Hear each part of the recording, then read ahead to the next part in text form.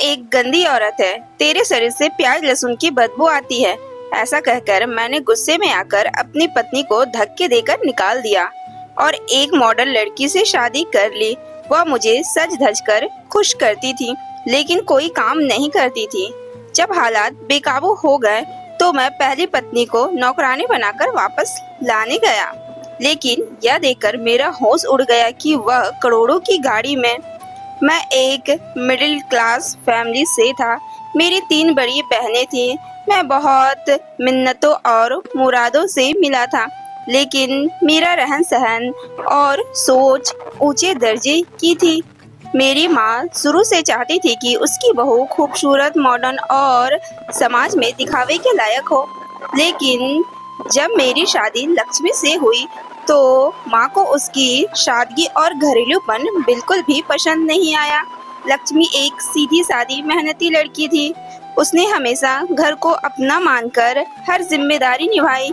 सुबह सबसे पहले उठकर पूजा करती, फिर रसोई में सबके लिए नाश्ता और खाना बनाती, सफाई करती, हर काम बिना शिकायत के करती रही। लेकिन मुझे और मेरे परिवार वालों की नजरों में वह बस एक नौकरानी थी। यह सब देखकर मुझे लक्ष्मी से चिढ़ हो गई थी, क्योंकि वह हमेशा किचन और घर के कामों में लगी रहती। मुझे लक्ष्मी का घरेलूपन गंवार लगता था। धीरे धीरे मैं लक्ष्मी से कटने लगा। एक दिन लक्ष्मी चाय लेकर मेरे पास आई। लक्ष्मी मुस्कुराते हुए बोली, आपकी चाय गर्मा गर्म है। मैं फोन पे लगा हुआ था। बोला, रख दो टेबल पर और अगली बार थोड़ा कम दूर डालना। पिछली बार भी बोला था। लक्ष्मी मेरी बात सुनकर चुपचाप रह जाती है। मैं अब अक्सर लक्ष्मी को ताने मारता और कहता, तुम्हें कुछ आता भी है क्या? बस खाना बनाना ही आता है, कोई क्लास नहीं है तुम्हें। लक्ष्मी बोली, मैं कोशिश करती हूँ आपके लिए सब कुछ अच्छा हो। मैं गुस्से में बोला, अरे रहने दो, तुमसे ना हो पाएगा। और हाँ, थोड़ा खुद को देखो आईने में, कैसी गंदी लगती हो। हमेशा आटे और तेल में लिपटी रहती हो। अदरक और लहसुन की बदबू आती है। लक्ष्मी का दिल अंदर से टूटने लगा, लेकिन वह कभी पलटकर जवाब नहीं देती। उसने माना था कि पति की सेवा उसका धर्म है। मेरी माँ भी रोज उसको ताने मारती, कहती, देखो जरा उसकी बहू को, जैसे राजकुमारी बनके आई हो। हमें तो एक काम वाली बाई भी इससे अच्छी मिल जाती। लक्ष्मी बोली, माँ जी, मैंने कुछ गलत किया हो तो बताइए। मेरी माँ उसकी बातें सुनकर गुस्से से बोली, बस अब तू तमीज सिखाएगी हमें? तेरी जैसी बहू तो हमारे खानदान में कभी आई ही नहीं। धीरे धीरे मैं और मेरी माँ लक्ष्मी को मानसिक रूप से तोड़ने लगे। मैं देर रात घर आता और ना ही लक्ष्मी से बात तक करता। कभी कभी तो खाना भी फेंक देता। एक दिन लक्ष्मी ने मुझसे पूछा, आप मुझसे खुश नहीं है क्या? मैं चीखते हुए बोला, खुश? वह भी तुमसे? तुम तो एक बोझ हो मेरे ऊपर, एक गंदी औरत जिसने मेरी जिंदगी को नर्क बना दी है। अब रोज तुम्हारा चेहरा भी देखना गवारा नहीं। मेरी बात सुनकर उसका दिल टूट गया और उसी रात मैंने लक्ष्मी को घर से निकाल दिया। मैं गुस्से से बोला, निकलो यहाँ से, तुम अभी के अभी मेरे घर से दूर हो जाओ। जो लड़की पति को भी खुश नहीं रख सकती, उसे इस घर में रहने का कोई हक नहीं है। लक्ष्मी रोते हुए बोली, मैं कहाँ जाऊंगी? मैं बोला, जहाँ तेरी औकात है, अपने बाप के घर। लक्ष्मी, जो हमेशा सबका भला चाहती थी, टूट गई थी, लेकिन उसने रोने और गिड़गिड़ाने की वजह चुपचाप अपना सामान उठाया और मायके चली गई। उसकी आंखों में आंसू थे, लेकिन दिल में एक आग भी था। इधर मेरी माँ ने तुरंत मेरी दूसरी शादी की तैयारी शुरू कर दी।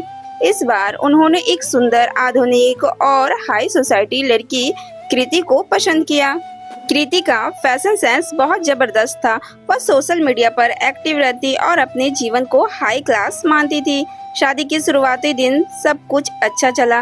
मुझे लगा कि अब मेरी जिंदगी में वह ग्लैमर आ गया है जो मैं चाहता था, लेकिन जल्द ही सब कुछ बदलने लगा। घर आते ही उसने सारे नकाब उतार दिए। कृति कहती, मैं यहाँ नौकरानी बनने नहीं आई। तुम्हारे माँ बाप की सेवा करना मेरा काम नहीं। मेरी माँ कहती, बेटी थोड़ा घर में हाथ बटा लो। इतना सुनकर कृति फौरन बोली, बुजुर्गों को आराम करना चाहिए, लेकिन दूसरों पर बोझ नहीं बनना चाहिए। कृति घर का कोई काम नहीं करती।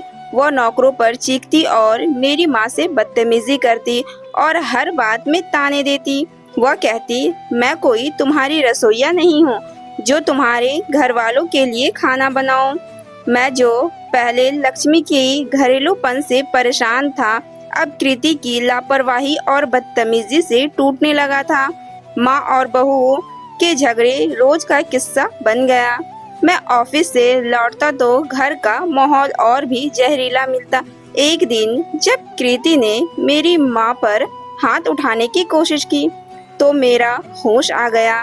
मुझे लक्ष्मी की याद आई, जो बिना कुछ कहे सब कुछ सहती थी, जो हर रिश्ते को दिल से निभाती थी। धीरे धीरे घर का माहौल जहरीला होता गया।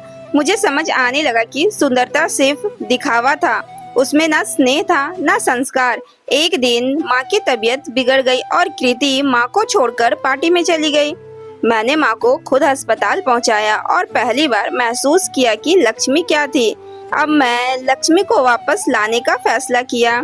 जब मैं लक्ष्मी के पुराने घर पहुंचा तो सामने एक बड़ी कार आकर रुकी।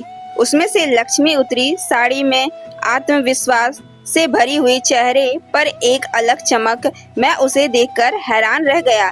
लक्ष्मी ने शालीनता से मेरा स्वागत किया और उसे घर के अंदर बुलाया। अंदर सब कुछ सलीके से सजा हुआ था। दीवारों पर बुटीक की सर्टिफिकेट, कुछ अवार्ड्स और अखबार की कटिंग्स लगी थी। लक्ष्मी ने मुझे बताया कि जिस दिन तुमने मुझे घर से निकाला था, उस दिन मैंने फैसला किया था कि अब अपनी जिंदगी को खुद बनाऊंगी। पापा की छोड़ी हुई छोटी सी दुकान को लेकर मैंने बुटीक शुरू किया। शुरू में मुश्किलें बहुत आई, लेकिन मैंने हार नहीं मानी और देखो मेरी मेहनत रंग लाई। अब मेरे 4 बुटीक हैं, सब मैंने खुद की मेहनत से बनाए हैं। मेरी आंखें भर आई। मैंने धीरे से कहा, क्या हम फिर से? लक्ष्मी ने उसकी बात काटते हुए एक लिफाफा सामने रख दिया, जिसमें तलाक के कागजात और एक पत्र था। उस पत्र में लिखा था, मैंने कभी सोचा नहीं था कि तुम्हारे लिए मेरा प्यार, मेरी मेहनत और मेरा समर्पण इतना छोटा साबित होगा। लेकिन अब मुझे पता है कि खुद से प्यार करना भी जरूरी होता है। मैं अब उस औरत से अलग हूँ जो तुम्हारे घर आई थी। अब मैं लक्ष्मी नहीं, एक पहचान हूँ। मेरा सिर शर्म से झुक गया। मैंने अपनी गलती को स्वीकार किया, लेकिन अब बहुत देर हो चुकी थी। लक्ष्मी ने बताया कि वह अब प्रतिष्ठित व्यवसाय से शादी करने जा रही है, जो उसकी कदर करता है, उसकी इज्जत करता है। फिर मैं वहाँ से अपने घर आ गया। समय बीतता गया। कृति ने भी मुझसे तलाक ले लिया, क्योंकि वह मेरी आर्थिक तंगी और बदलती स्थिति से परेशान हो गई थी। मेरा बिजनेस पूरी तरह से डूब गया, नौकरी छूट गई और माँ भी बीमार होकर चल बसी। अब मैं अकेला रह गया था एक खाली घर में। जहाँ कभी लक्ष्मी की हंसी गूंजती थी, अब वहाँ सन्नाटा था और पछतावा। लक्ष्मी ने आगे बढ़कर न सिर्फ खुद को साबित किया, बल्कि समाज को यह भी दिखाया कि एक औरत की असली ताकत उसकी आत्मनिर्भरता होती है। इस कहानी से यह सीख मिलती है कि औरत की कदर तब नहीं करनी चाहिए जब वह चली जाए, बल्कि तब करनी चाहिए जब वह तुम्हारे साथ हो। और जब वह खुद पर विश्वास करना सीख जाए तो फिर कोई भी उसे रोक नहीं सकता। तो दोस्तों, यह थी आज की कहानी। आपको यह कहानी कैसी लगी हमें कमेंट कर जरूर बताएं, और कहानी पसंद आई हो तो लाइक करें, शेयर करें, और ऐसे ही इंटरेस्टिंग कहानी सुनने के लिए हमारे चैनल मिस पूजा स्टोरी को जरूर से सब्सक्राइब करें। धन्यवाद। तो मिलते हैं नेक्स्ट कहानी में।